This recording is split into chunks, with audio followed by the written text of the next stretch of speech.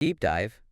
And today we're tackling two, I gotta say, pretty intense works. Oh, yeah. Sun Tzu's Art of War, the ancient Chinese military masterpiece, and then the Communist Manifesto by Marx and Engels. Wow. Now, on the surface, we've got battlefields and barricades, not exactly what you'd call a natural pairing, right? Yeah, it's almost as if, well, we've chosen two completely opposite ends of the library, right? Yeah. One's a guide to, well, outsmarting your enemy on the battlefield, and the other a call for, well, I guess the dismantling of an entire socioeconomic system. Exactly. But that's what I love about these deep dives. You never know what we'll uncover by placing these seemingly, well, unrelated ideas side by side, right? Right. Who knows? Maybe we'll find some unexpected threads connecting ancient military strategy and 19th century revolutionary theory, eh? Yeah, I think we will. I think what's so fascinating is that both Sun Tzu and Marx and Engels, despite their vastly different contexts, were both deeply concerned with power. How it's acquired, how it's maintained, and how it can shift. Okay, so let's start with Sun Tzu. Sure. Give us the lowdown on the art of war. What are the big takeaways? Well, Sun Tzu is all about winning, well, before the battle even begins. His central premise is that warfare hinges on deception. He even says at one point, all warfare is based on deception. It's about making your opponent misjudge your strengths and weaknesses, essentially leading them right into your trap. It's like a high-stakes game of poker, isn't it? You got to keep your opponent guessing, bluffing when necessary, always staying one step ahead. Exactly. And Sun Tzu provides some pretty, well, concrete examples. He talks about, well, luring the enemy with bait, Right. appearing weak to draw them in, then striking when they're vulnerable, Yeah. or feigning disorder in your ranks to create openings and exploit them with surprise attacks. You can even see these principles at work in, well, animal kingdom, Yeah. like a spider luring its prey into its web. It's a great point. Nature's full of deception, isn't it? So Sun Tzu's not just talking about military tactics here. He's tapping into something fundamental about, well, conflict itself. Absolutely. And he goes beyond, well, I'd say just tricks and maneuvers.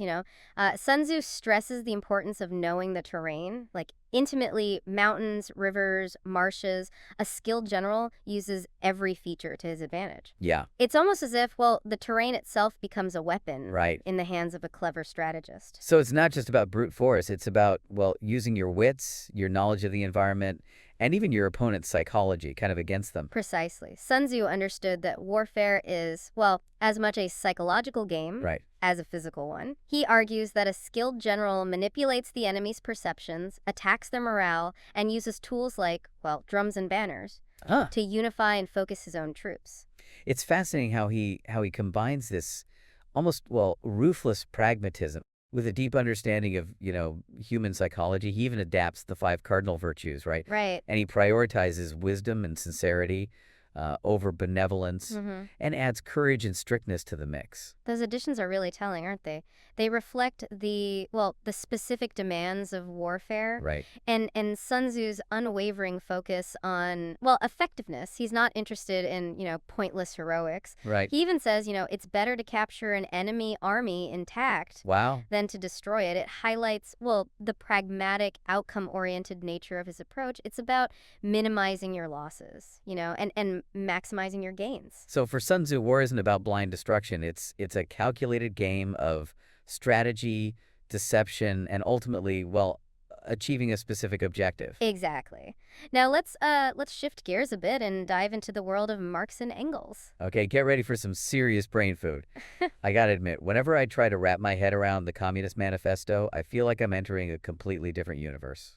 Yeah, it can be a dense read, that's for sure, but it's also incredibly powerful. Yeah. And insightful. And remember, this pamphlet was published in 1848, a time of, well, massive social and economic upheaval in Europe. I mean, industrialization was transforming society, Right. creating vast wealth, but also exacerbating inequality and poverty.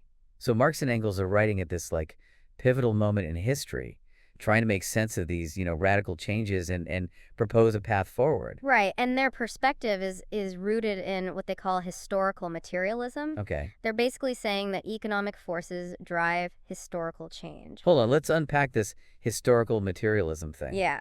Sounds pretty complicated. Well, it's actually a fairly simple idea at its core, though the implications are huge. Okay. Marx and Engels argue that each historical epoch, from ancient slavery to feudalism to, well, capitalism, is shaped by its dominant mode of production, how people produce and distribute goods. Well, that determines the power relations within society.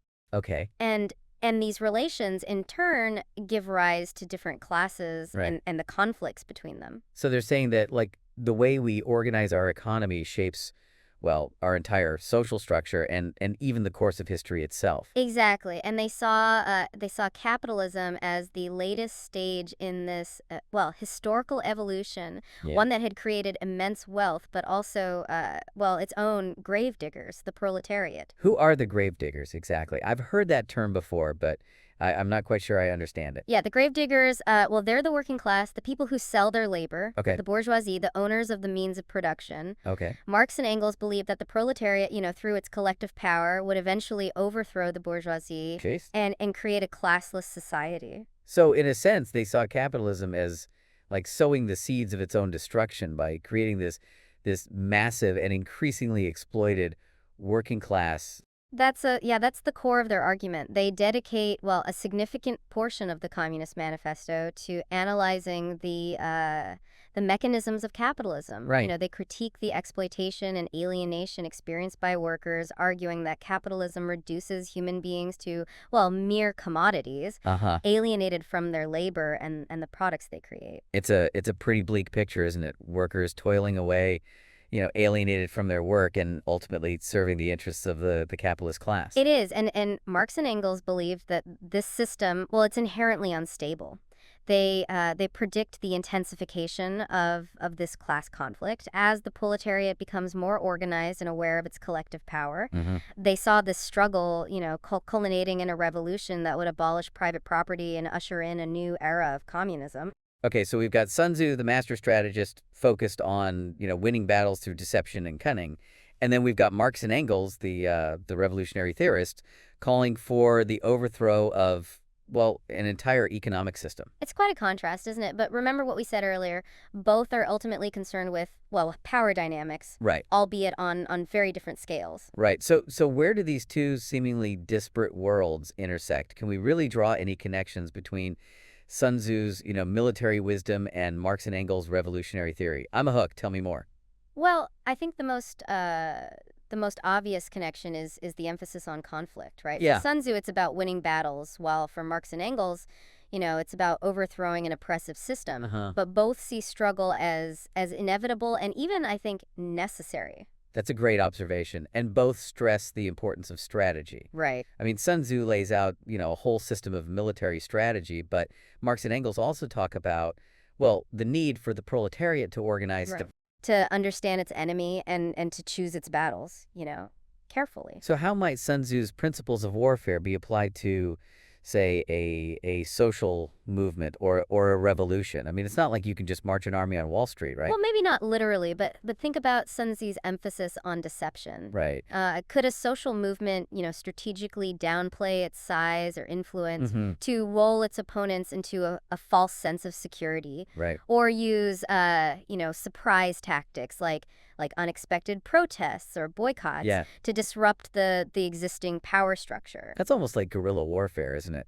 Using unconventional tactics to outmaneuver a, well, more powerful adversary. Exactly. And if we think of Sun Tzu's emphasis on, well, terrain, Right. but metaphorically this time, Yeah. Understanding the terrain of a social or political system, its institutions, laws, cultural norms, Right. all of that becomes crucial. So it's like you need a map of the power dynamics before you can effectively challenge them.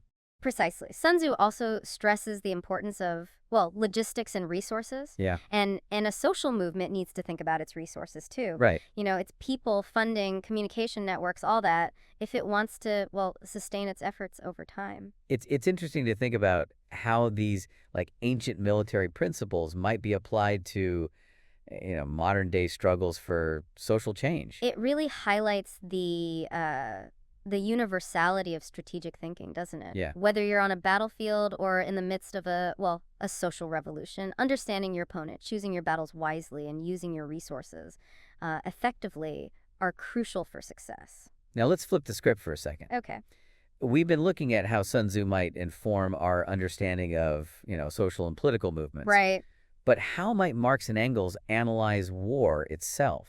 That's a fascinating question. Remember, Marx and Engels, well, they were all about understanding the material conditions that shape, historical events. Right, So they'd likely start by asking, well, what are the economic underpinnings of war? right. Who benefits from it? Who pays the price? They'd probably argue that war is often driven by the interests of, well, the ruling class, right? Exactly. To expand markets, secure resources, or maybe even just distract from, domestic problems. Exactly. They might even see war as a tool Right. used by the ruling class to maintain its power, both domestically and internationally. It's like that old saying, war is a racket. Yeah. It's often the powerful and wealthy who profit from war while, ordinary people bear the brunt of the suffering. Absolutely. And Marx and Engels would definitely point to the exploitation of soldiers. Right. Often working class men sent to fight and die in wars that, well, don't serve their interests. So they'd see a clear connection between like war and class struggle, with the ruling class using war to, advance its own economic and political agenda. That's right. For Marx and Engels, war wouldn't be viewed in isolation, Right. but as part of a larger system of power and exploitation. Right. They'd want to understand the historical forces, the economic motives, and the class dynamics that lead to war. It's striking how these two works, separated by, well, thousands of years and coming from, completely different perspectives, can offer such, I think, insightful and, well, frankly, disturbing perspectives on conflict. It's a testament to the enduring power of these ideas, right? Yeah. Sun Tzu and Marx and Engels, they provide us with frameworks Yeah. for understanding power and conflict and the human condition. Yeah, they're like lenses, through which we can view the world, Yeah. helping us to see patterns and connections that we might otherwise, well, miss. And that's what makes these deep dives so rewarding, isn't it? Yeah. We're not just learning about history, but we're, sharpening our ability to think critically and strategically Right. about the world around us. Okay, so we've explored how Sun Tzu's military strategies might be applied to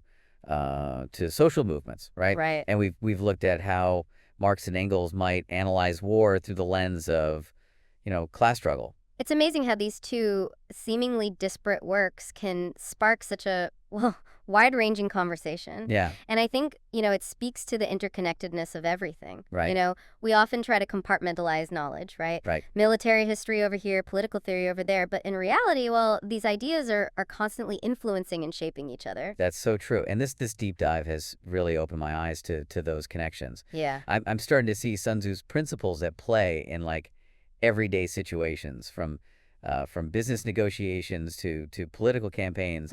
It's like a whole new way of looking at the world. That's the beauty of exploring these classic works. They offer, timeless insights that can be applied to countless situations, even if they were, written centuries ago.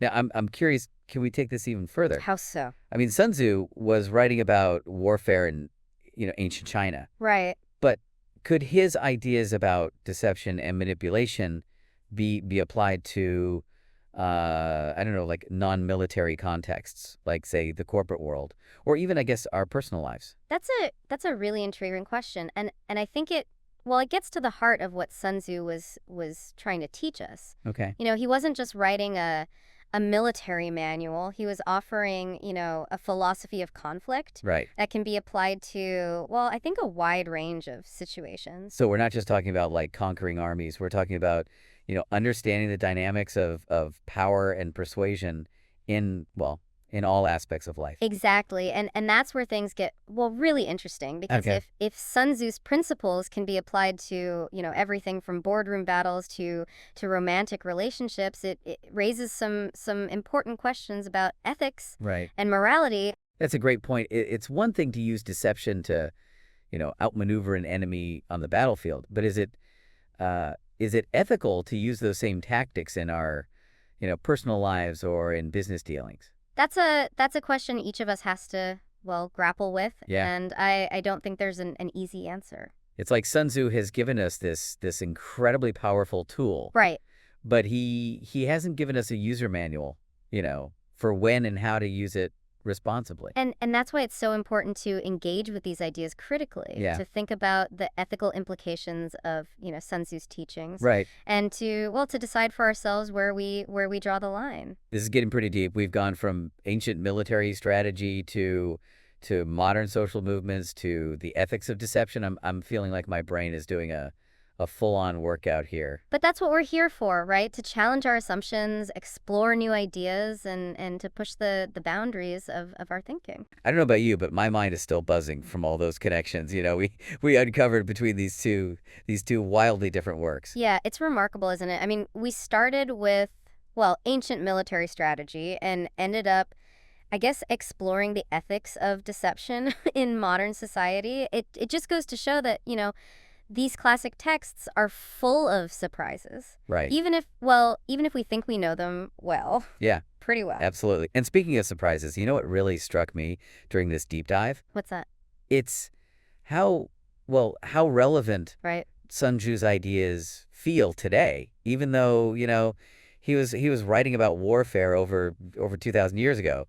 It's true. His principles of deception and strategy and understanding your opponent, they seem, well, almost tailor-made for, the complexities of the 21st century. I mean, think about the world we live in, right? We're bombarded with information, misinformation, spin, propaganda. It's like a constant battle for our attention. Right. And our beliefs. And in a world like that, I think Sun Tzu's emphasis on, knowing your enemy, anticipating their moves, and shaping the narrative, it becomes more important than ever, wouldn't you say? So you're saying that, Sun Tzu's teachings could actually be like a guide for navigating this information overload. Right. And the constant manipulation that we face today. I think, take his idea of appearing weak when strong. Okay. In today's world, that could mean strategically downplaying your knowledge or your expertise to draw out your opponent's, true intentions. Or maybe it means, creating a diversion to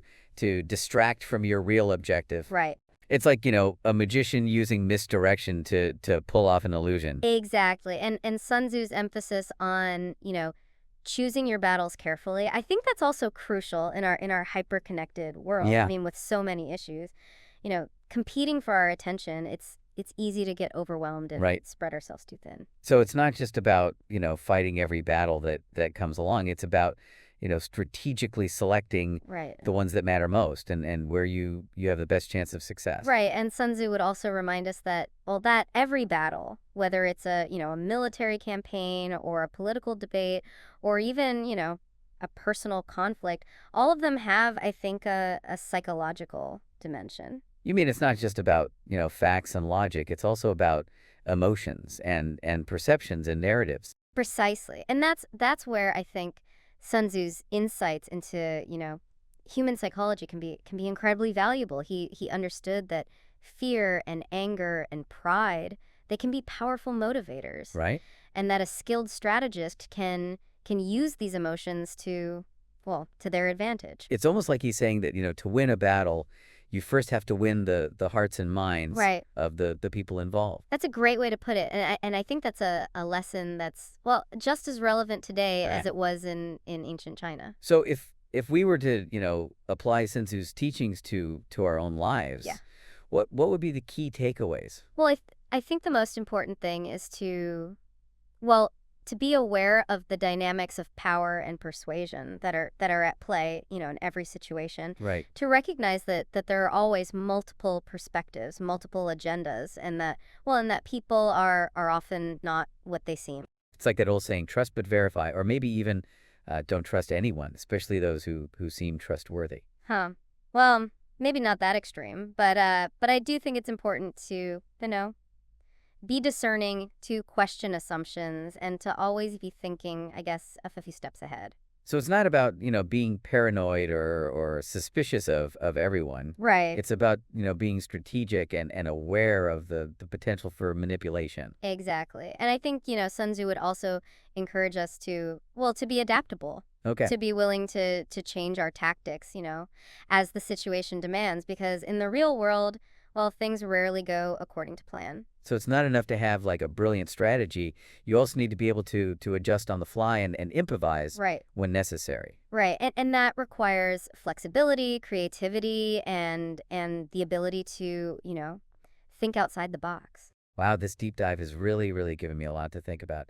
I'm starting to see the world in a whole new light, like a giant chessboard, where every move has consequences Yeah. and where strategy is key. And I think that's the beauty of exploring these classic works. They challenge us to think differently, to question our assumptions, and to see the world, I guess, with fresh eyes. It's like we've been given like a secret decoder ring Yeah. for understanding these hidden dynamics of power and conflict that shape our lives. Exactly. And with that new understanding, well, we're better equipped to navigate the complexities of the world, to make strategic decisions, and to even, challenge the status quo. Well, I think we've just about reached the end of our deep dive. We've covered a lot of ground, from ancient battlefields to modern social movements to the ethics of deception in a hyper-connected world. It's been quite a journey. It is. And I hope our listeners have found it as thought-provoking as we have. As always, we want to leave you with something to ponder, okay? Okay. We've talked a lot about Sun Tzu's, ideas about strategy and deception. Right. But how would Marx and Engels view the idea of using these tactics to achieve social change? Would they see it as, I don't know, a necessary evil? Or would they argue that true revolution requires, a different approach, one based on transparency, solidarity, and a genuine commitment to justice? It's a great question. Yeah, we'll leave those questions with you. Thanks for joining us on this deep dive. Until next time.